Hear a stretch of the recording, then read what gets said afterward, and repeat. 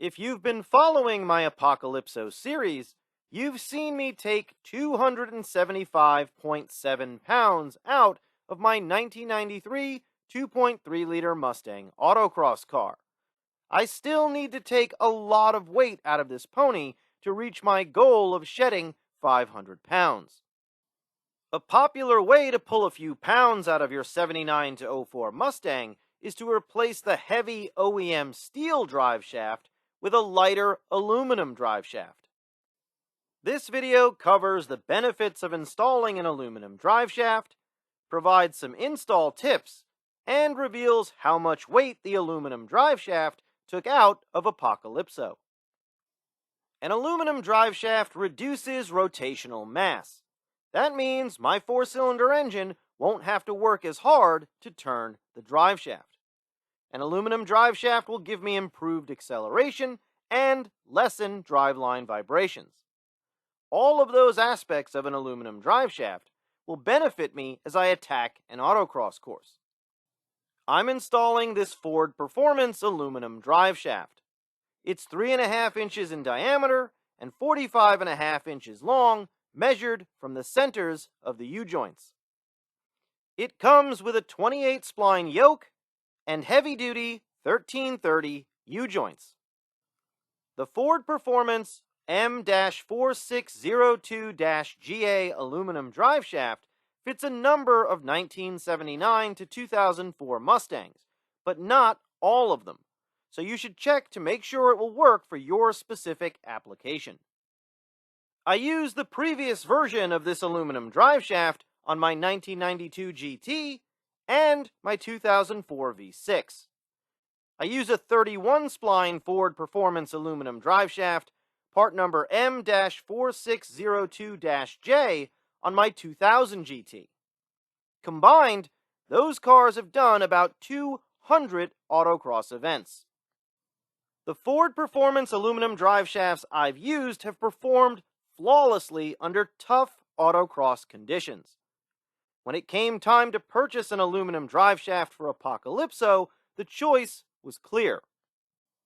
Apocalypso is never going to be the most powerful Mustang in the world, so it's very important to take weight out of the drivetrain. Switching to an aluminum drive shaft is an easy way to accomplish that. The Ford Performance aluminum drive shaft doesn't come with instructions, but it's a pretty straightforward installation. I put the rear of the car up on jack stands, making sure to use a chock on the front tire to prevent the car from rolling. Putting the car at an angle makes it less likely that transmission fluid will leak out when you remove the OEM drive shaft. But it's still a good idea to have a transmission plug and something to catch any fluid on hand. You'll need to remove the 4 12mm 12-point drive shaft bolts before gently sliding the yoke out of the transmission. Be careful not to damage the tail shaft seal. These bolts can be very hard to remove, especially if they've been on the car since the day it was born. You'll probably need to use penetrating oil. You might also need to use heat, but not when there's flammable penetrating oil on the bolts. If you use heat, make sure you don't melt the pinion seal. Looking at the OEM steel drive shaft and the Ford Performance aluminum drive shaft, you can see the OEM 4-cylinder drive shaft has a large, heavy damper. That's a lot of metal for my little motor to move. The Ford Performance aluminum drive shaft doesn't have a heavy damper on the yoke. You'll want to make sure to lube the Ford Performance aluminum drive shaft yoke before putting it into the transmission.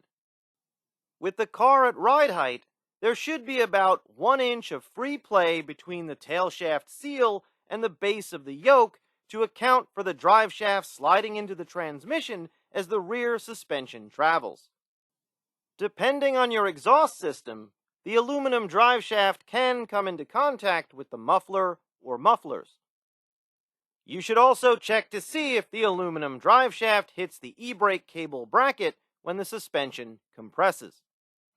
Put some blue thread locker on the bolts and torque them to 71 to 95 foot-pounds. It can be tough to get access to the bolts with a bulky torque wrench, so I bought a 12mm 12-point torque wrench extender. Removing the OEM drive shaft and installing the Ford Performance aluminum drive shaft only took 1 hour. But how many pounds did I drop by doing the drive shaft swap? The OEM steel drive shaft weighs 24.7 pounds.